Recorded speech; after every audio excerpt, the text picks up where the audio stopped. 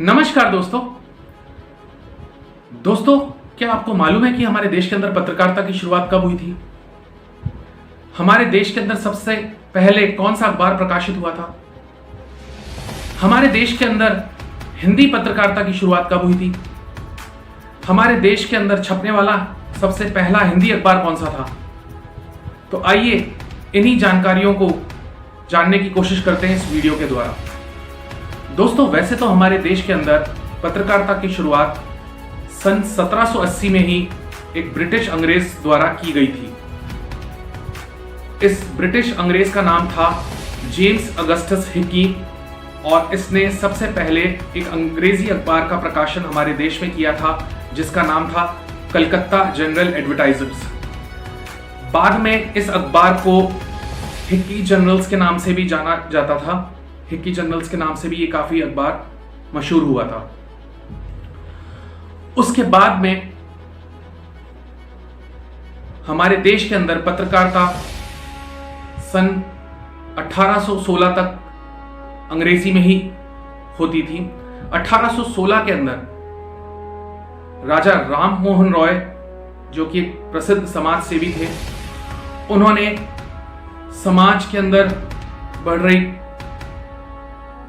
कुरीतियों को लेकर, धार्मिक अंधविश्वासों को लेकर, आम लोगों की आवाज उठाने को लेकर, आम लोगों पर हो रहे अत्याचार को लेकर बांग्ला के अंदर सबसे पहला एक अखबार प्रकाशित किया था सन 1816 में, जिसका नाम था बंगाल गैजेट। हमारे देश के अंदर जो स्थानीय भाषा है, बंगला भाषा के अंदर सबसे पहला अखबार प्रकाशित हुआ था। उसके बाद में 1823 के अंदर गुजराती भाषा के अंदर अखबार प्रकाशित हुआ था। हमारे देश के अंदर हिंदी पत्रकारिता का उदय 30 मई 1826 को हुआ था और हिंदी पत्रकारिता की शुरुआत हमारे देश के अंदर पंडित जुगल किशोर शुक्ल ने की थी। दोस्तों, पंडित जुगल किशोर शुक्ल ने ही सबसे पहले हर मंगलवार को यह साप्ताहिक अखबार निकाला था कलकत्ता से। सबसे पहले इस अखबार की 500 प्रतियां प्रकाशित की गई थी और इस अखबार की विशेषता यह थी कि यह अंग्रेजी हुकूमत के खिलाफ खुलकर छापता था। जो भी अंग्रेजी हुकूमत हिंदुस्तानियों के ऊपर अत्याचार करती थी, उनके जो भी काले कानून होते थे, उनके ऊपर खुलकर यह अखबार लेख लिखता था, यह अखबार छापता था। दोस्तों, इसी वजह से इस अखबार को अंग्रेजी सरकार के किसी भी विभाग में स्वीकार नहीं किया जाता था। अंग्रेजी हुकूमत का कोई सा भी विभाग इस अखबार को लेता ही नहीं था, खरीदता ही नहीं था। दोस्तों, यह अखबार अपने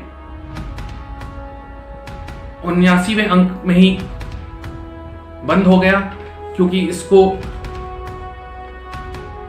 आर्थिक तंगी का सामना करना पड़ा। जैसा कि आपको मालूम है, यह अखबार कलकत्ता से प्रकाशित होता था और कलकत्ता में अधिकांश लोग बांग्ला भाषा ज्यादा समझते थे।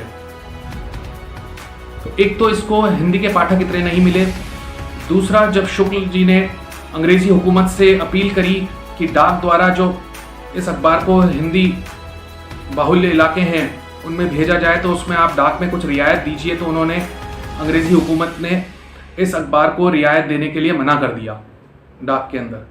तो इस तरीके से यह अखबार 1.5 साल के अंदर ही बंद हो गया।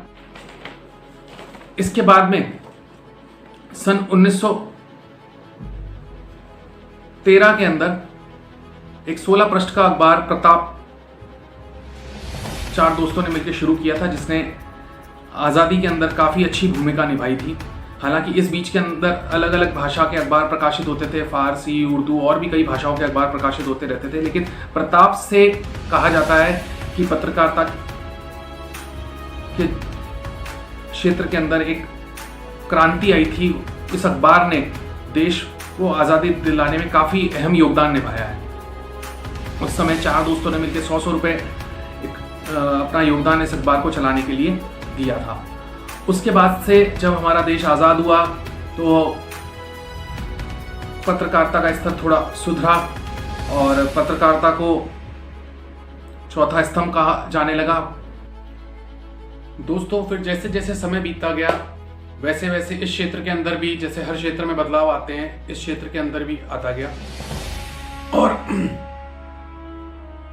सबसे दुर्भाग्य की बात यह रही कि लोकतंत्र के चौथा स्तंभ कहा जाने वाला पत्रकारिता का क्षेत्र भी व्यापारीकरण का शिकार हो गया और कई जो बड़े घराने हैं उन्होंने व्यापार के तौर पर अपने अपने अखबार शुरू कर दिए और उसी के बाद से इसका स्तर दिन पे दिन गिरता ही गया, जो आज तक भी गिरता जा रहा है।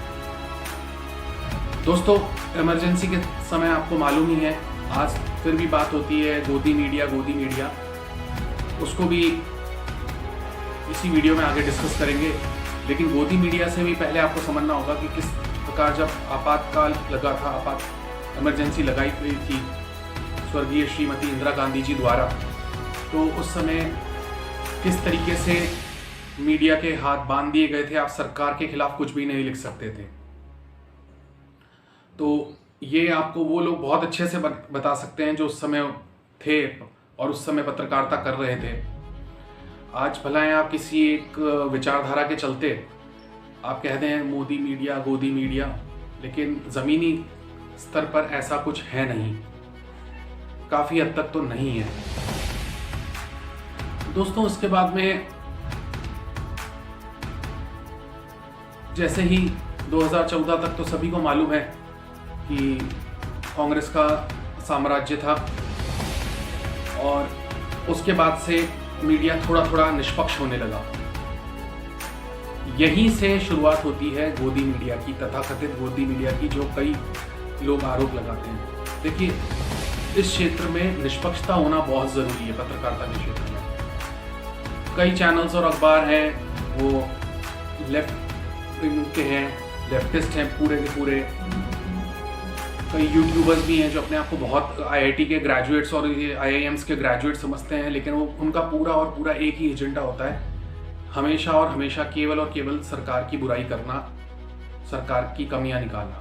वो एक पत्रकार का काम है, लेकिन हमेशा ही निकालते रहें और चुन चुन के उन मुद्दों को लेके आना।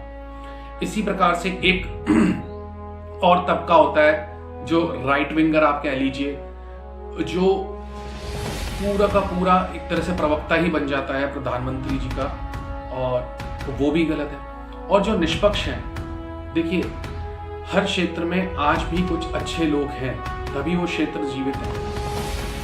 चाहे कोई सा भी महकमा ले लीजिए आप, कोई सा भी क्षेत्र ले लीजिए, लेकिन सबसे बड़ी बात जो बाकी सब महकमों को इतना नहीं कहा जाता, लेकिन पत्रकारिता का जो क्षेत्र है, जो पत्रकारिता का जो फील्ड है, इसको हम लोकतंत्र का चौथा स्तंभ कहते हैं। और जब ये कहा जाता है तो जो ये लोग पत्रकारिता कर रहे हैं उनकी भी क्रेडिबिलिटी उतनी ही होनी चाहिए।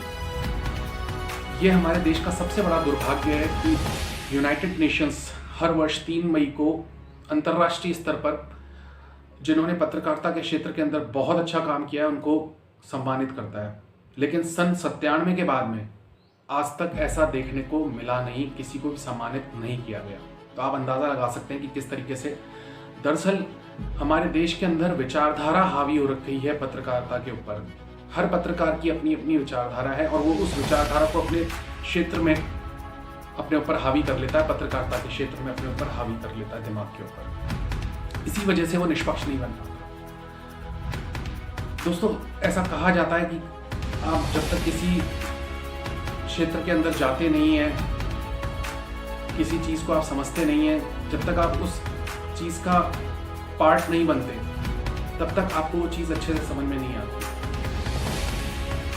दोस्तों, आज मुझे पत्रकारिता करते हुए 10 साल हो गए और 10 साल में मैंने यही देखा कि कोई फला शहर है, वहाँ पे अगर बीजेपी विचारधारा के लोग हावी हैं तो पत्रकारों की ज़्यादा से ज़्यादा कोशिश ये रहती है कि बीजेपी ओरिएंटेड खबरें चलाएं। अगर कोई जगह है जहाँ पे कांग्रेस का एक छत्र राज है तो वहाँ पर पत्रकारों की कोशिश रहती है कि कांग्रेस से संबंधित और कांग्रेस ओरिएंटेड खबरें चलाएं। दोस्तों, यही एक सबसे बड़ी दिक्कत हो रही है कि क्योंकि जब से इस क्षेत्र का व्यापारीकरण हो गया है तो पत्रकार नफा नुकसान ज्यादा देख रहा है, क्योंकि उसको अपना अखबार बेचना है और उसको ऐसा करना मजबूरी हो सकता है कई पत्रकारों के लिए, लेकिन हम जैसे जो स्वतंत्र पत्रकार हैं उनके लिए ऐसी कोई बाउंडेशंस नहीं है। इसलिए हम जैसे पत्रकार शायद एक चैनल में या एक अखबार में ज़्यादा दिन तक टिक नहीं पाते, ज़्यादा सालों तक टिक नहीं पाते, क्योंकि आपके ऊपर या तो विज्ञापन का दबाव बनाया जाता है, या अगर आप खबरें लगाएंगे उस जगह की, मान लीजिए कि कोई इलाका है जहाँ पे कांग्रेस का एक छत्र राज है, अब उसमें कई पत्रकार जो इतने बड़े बड़े मैग्सेसे अवार्ड से सम्मानित अपने आप को समझते हैं, तथाकथित पत्रकार 20-20, 25-25 साल से कांग्रेस का राज्य है और वहां पे एक भी खबर कांग्रेस के अगेंस्ट नहीं निकलती। आप अंदाजा लगा सकते हैं कि पत्रकारिता का स्तर क्या रहा होगा वहां पे, जबकि बहुत सारी मूलभूत सुविधाओं का अभाव है वहां पे लोगों को। तो ये सारी चीजें हैं। दूसरा, प्रतिस्पर्धा इतनी ज्यादा हो गई है कि जो एथिक्स हैं, जो मॉरल वैल्यूज हैं, जो प्रिंसिपल्स हैं, वो सब साइड में रह गए एक तरफ कई पत्रकारों के लिए, क्योंकि उनको भी आगे से जो टारगेट है कि दिवाली पे या होली पे या इतना विज्ञापन आपको पूरा करना है, इतने लाख का। यही तो कारण है कि आज कोई भी पत्रकार बन जाता है, जुआरी, सटोरिया और भी कोई क्षेत्र से संबंधित है, भला है उसको हम कह दें कि ये उसका निजी मामला है। निजी मामला नहीं है, आपका निजी जीवन भी जो है आपकी कार्य प्रणाली पर कहीं ना कहीं प्रभाव डालता है। और सबसे बड़ी बात है, इतना आसान है, भला है आप चाहे बीजेएमसी हो चाहे नहीं हो, चाहे एमजेएमसी हो चाहे नहीं हो, लेकिन किसी भी अखबार, चैनल, यूट्यूब चैनल और कोई दूसरा माध्यम, पोर्टल्स, वेब चैनल्स, इसमें आप जाइए, वो आपसे पूछेंगे आप साल का कितना रेवेन्यू देंगे, बोलेंगे इतना देंगे, बोले नहीं इतना, आप कर सकते हैं पत्रकारिता। ये जो गिरावट हो रही है, ये जो हर चीज का जो पैमाना रुपया बन गया है, ये एक बहुत बड़ा कारण है कि इस क्षेत्र में भी इतनी ज्यादा गिरावट देखने को मिल रही है। और फिर आप कह दीजिए गोदी मीडिया को भी समझा देते हैं इसी वीडियो में थोड़ा सा और। तो पहले जब पत्रकारिता लोग करते थे, और आज भी मैं ये नहीं कहता कि सारे चैनल, सारी अखबार, सारे वेब पोर्टल, सारे यूट्यूब चैनल ऐसे ही हैं, लेकिन ज़्यादातर की ऐसी ही स्थिति है। तो जो बंदा पत्रकारिता करना चाह रहा है, पत्रकार बनना चाह रहा है, उससे उसका बाकायदा इंटरव्यू लिया जाता था, उसमें उसको कुछ टॉपिक्स दिए जाते थे लिखने के लिए, बोलने के लिए, और बाकायदा उसके बाद में उसको 15-20 दिन, 1 महीना के लिए ट्रायल पे रखा जाता था। इवन 2011-12 तक भी मैंने ऐसा देखा है। लेकिन अब क्या हो रहा है, अब तो आप जाइए, सिक्योरिटी जमा कराइए, कितना विज्ञापन है, भला है चाहे आपको लिखनी 2 लाइनें नहीं आती हो, आपको कैमरे के सामने बोलना नहीं आता हो, और उन लोगों को सपोर्ट ऐसे तथाकथित पत्रकार करते हैं जो निष्पक्ष तो है ही नहीं और साथ ही साथ पत्रकार कहलाने के लायक भी नहीं। आप देखिए, इससे बड़ी स्थिति क्या हो सकती है कि किसी जगह आप केवल अपना वर्चस्व कायम करने के लिए एक गुट बना लें, और उस फिर गुट में आप शैक्षणिक योग्यता तो छोड़ दीजिए लोगों की, पहले से ही जो बने हुए हैं यूट्यूबर या दूसरे कोई डिजिटल मीडिया के पत्रकार या और कोई अखबार के पत्रकार, या उनको आप या आप भी उनकी मदद कर देते हैं कि हाँ चल तू पत्रकार बन जा, मैं दिलवा देता हूँ यूँ। और आप देखेंगे जितने भी इस तरीके के जो गुटबाजी करके जो पत्रकार बनते हैं, इनकी सारी वर्ड टू वर्ड आप मिला लीजिए, खबरों की, कोई सी भी खबरों की वर्ड टू वर्ड आपको सेम मिलेगा। मतलब वो यहाँ तक भी जहमत नहीं करते कि हेडलाइंस तो चेंज कर लें।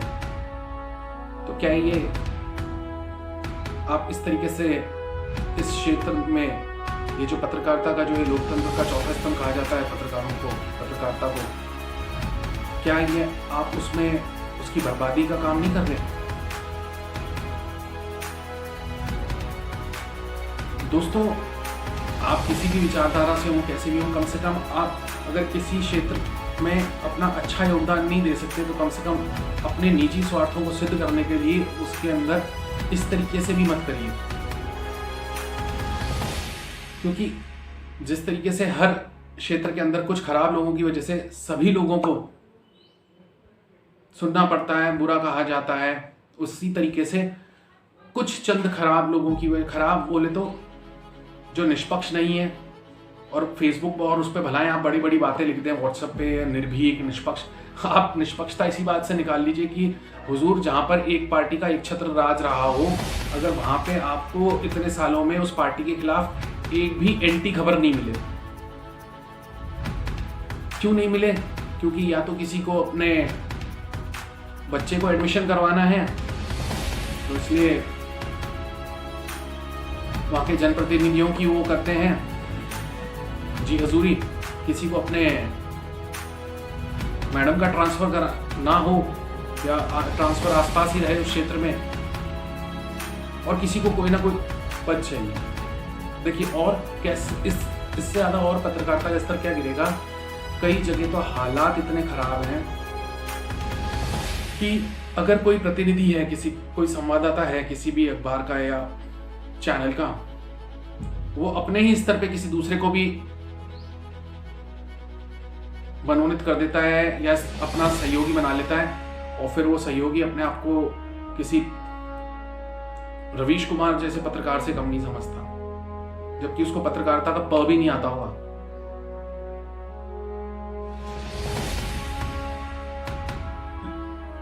जो वरिष्ठ तथाकथित पत्रकार हैं, पत्तलकाल, अपने स्तर पे ही आई कार्ड जारी कर देते हैं कई जगह तो,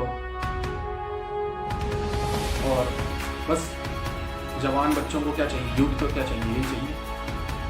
वो ये नहीं देखते इस तरीके से करने से कितनी खामियां हो रही। अब बात करते हैं गोदी मीडिया। गोदी मीडिया क्या है? और देखिए, ये बात तो तय है, हमारे देश में सबसे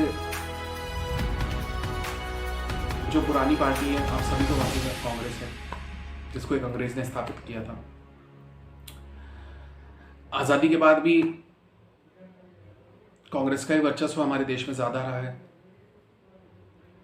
आप जमीनी स्तर पर तहकीकात करा लीजिएगा, मेरी बात में आपको कोई गलती लगे तो। अधिकांश मीडिया हाउसेस कांग्रेस से संबंधित हैं या कांग्रेस के किसी नेता के हैं, या कहीं ना कहीं प्रत्यक्ष या अप्रत्यक्ष रूप से कांग्रेस से संबंधित हैं। अगर नहीं भी हैं, अधिकांश पत्रकार कांग्रेसी विचारधारा के, इसको लिख लीजिए आप बात। कई जगह तो हालात इतने खराब हैं कि कांग्रेस के पद पर बैठे हुए लोग, आधिकारिक रूप से पद पर बैठे हुए लोग पत्रकारिता कर रहे हैं, और फिर भी आमजन कहता है कि मीडिया तो गोदी है। मानता हूं कई मीडिया हाउसेस हैं जो बिल्कुल एक तरफा तो वो जो कांग्रेस के पदों पे पत्रकार बैठे हैं और वो सब भी करते ही हैं, लेकिन वो हद से ज्यादा ही प्रधानमंत्री का फेवर लेना और इस तरीके से सरकार की गलतियों को दिखाना नहीं, और ये सब करते हैं। लेकिन ये जो एक आम लोगों में धारणा बना दी गई ना कि गोदी मीडिया नाम की कोई ऐसी चीज नहीं है। आज भी कुछ लोग हैं जिन्होंने अपना घर बार छोड़ दिया, जिन्होंने अपने पैतृक जगह छोड़ दी। क्यों? क्योंकि अगर वो वहां पे निष्पक्षता से पत्रकारिता करते हैं तो उन पे किस किस तरह के जुर्म किए जाते हैं आप अंदाज़ा नहीं लगा सकते। क्योंकि पत्रकारिता का, ईमानदारी से पत्रकारिता करना इतना आसान नहीं है हमारे देश में। जिन्होंने इसकी शुरुआत करी थी उनके साथ भी यही होता था और आज तक भी यही होता है। और जो केवल दलाली करते हैं, खबरों को छुपाने के लिए किसी से पैसा ले लिया या एक तरफा पत्रकारिता करते हैं, या जहां पर जिस जगह में जिस भी सत्ता का राज है या जहां उस विचारधारा के ज्यादा लोग हैं, उसी की खबरें चलाते हैं, उसी खबरें छापते हैं। तो आप समझ सकते हैं कि वहां क्या हालात है। और सारे पत्रकार ऐसे नहीं होंगे। कई पत्रकार ऐसे हैं जो केवल इस क्षेत्र को जीवित रखने के लिए 150 किलोमीटर अप डाउन करते हैं कि अगर वहां खबर नहीं छपेगी तो वहां से छपाई जाए। सच को बाहर आना चाहिए, लोगों के बीच तक जाना चाहिए, चाहे कितना भी बड़ा कोई विधायक हो, कोई सांसद हो, चाहे कोई जनप्रतिनिधि हो। ऐसे ऐसे पत्रकार भी हैं जो सुबह से रात तक केवल पत्रकारिता ही करते हैं, व्यापार नहीं करते। उनके पास लिफाफे पैकेट अगर आते नहीं तो उनको ठुकरा देते हैं। गोदी मीडिया की हम बात कर रहे हैं। मैं आपको दावे के साथ कह सकता हूं, कई जगह हमारे देश में ऐसी हैं, अगर आप उनको प्रेस विज्ञप्ति भी लिख के देंगे ना, और वहां के तथाकथित पत्तलकार आपकी विचारधारा से सहमत नहीं है,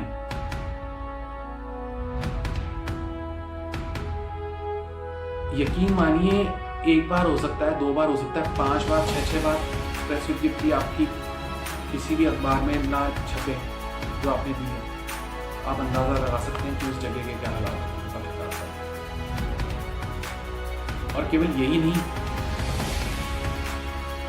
प्रेस विज्ञप्ति आप दे भी दें किसी भी संगठन के, समाज की, उसमें बाकी सब का उसमें नाम आ जाएगा, जो उपस्थित नहीं उनका भी नाम आ जाएगा, लेकिन मजे की बात है कि आपका नाम नहीं आएगा। खैर, नाम में क्या रखा है, शेक्सपियर भी कह के गए, लेकिन फिर भी वो लोग ऐसे हैं जो अपना धर्म ईमानदारी से नहीं निभा रहे, और वहां की जनता उनको बहुत बड़े पत्रकार, जनता भी बराबर की ही इसमें जिम्मेदार है जो गिरते हुआ पत्रकारिता का स्तर है। क्योंकि जब कई ऐसे जुझारू पत्रकार जिनका उद्देश्य केवल पत्रकारिता ही करना है, कोई व्यापार करना नहीं है, जब उनके वहाँ हो रही जिले में, कस्बे में, गांव में जो भी ज्वलंत समस्याएं उनको उठाने का प्रयास करते हैं, तो कैमरे पे या लिखित में देने को बहुत कम लोग तैयार होते हैं। और मान लीजिए कोई खबर चल भी जाए, पत्रकारिता अपने स्तर पर चला भी ले, तो बाद में फिर वही है न्यूसेंस। क्योंकि जब सच सामने आता है तो जब आप उसका जवाब वैसे नहीं दे सकते, लिख के नहीं दे सकते, कटाक्ष किसी रूप में नहीं मार सकते, तो फिर आप क्या करेंगे कि जिनके तलवे आप रोज सुबह शाम बगीचे में या कहीं बैठ के चाटते हैं, उनसे कह के आप उन ईमानदार और जुझारू पत्रकारों के घर पे हमला करवा देंगे उनके। यही होता है इस देश में, इससे ज्यादा कुछ नहीं होता। तो दोस्तों, 2 चीजें आपको इस वीडियो में समझ में आ गई होगी कि एक तो गोदी मीडिया जैसी नाम की कोई चीज है नहीं। कुछ पत्रकार हो सकते हैं जो बिल्कुल प्रो प्रधानमंत्री जी का बचाव करते हो, लेकिन फिर बात वही आ जाएगी कि फिर तो इतने सालों से जो कई मीडिया हाउसेस हैं वो प्रो कांग्रेस ही हैं, आपको मालूम ही है। पत्रकार कांग्रेस ही अगर मीडिया हाउसेस नहीं है तो वो वहाँ के जो स्टेट के हेड होंगे या डिस्ट्रिक्ट के हेड होंगे या उस टाउन के हेड होंगे, वो प्रो कांग्रेस ही हैं। तो आप ऐसी कोई खबर भी देंगे तो आगे तक आ ही नहीं पाते। तो निष्पक्षता तो बहुत कम, और कई पत्रकार ऐसे भी हैं जो आज भी केवल इस क्षेत्र को बचाने के लिए दिन रात अपनी गांठ का पैसा लगा के भी कर रहे हैं। कई पत्रकारों ने अपने लाखों करोड़ों रुपए खर्च कर दिए, लाखों रुपए तक तो खर्च कर दिए केवल ये क्षेत्र बचाने। एक तो ये चीज की गोदी मीडिया नाम जैसी कोई चीज है नहीं। दूसरा कि पत्रकारिता का स्तर मजबूत करना है तो लोगों को बराबर जागरूक होना पड़ेगा। कोई भी अगर आपको बोलने में पत्रकार, उससे कार्ड मांगिए, उसका पुलिस वेरिफिकेशन मांगिए। पुलिस में अगर आपको लगता है किसी भी पे भी संदेह लगता है, आप उसमें पुलिस की कंप्लेंट करिए उसके बारे में कि ये पत्रकार बता रहा है। केवल अखबार में अगर किसी का नाम आ रहा है, डिजिटली बहुत सारे अखबार उनके पता नहीं RNI भी अप्रूव है या नहीं है, registrar of newspaper of India से वो अप्रूव है नहीं है। और अगर आपको लगे कि एक तरफा पत्रकारिता हो रही है तो उस अखबार को बैन करिए, बंद करिए, उस अखबार का बहिष्कार करिए, उस चैनल का बहिष्कार करिए, उस पोर्टल, उस YouTube का बहिष्कार करिए।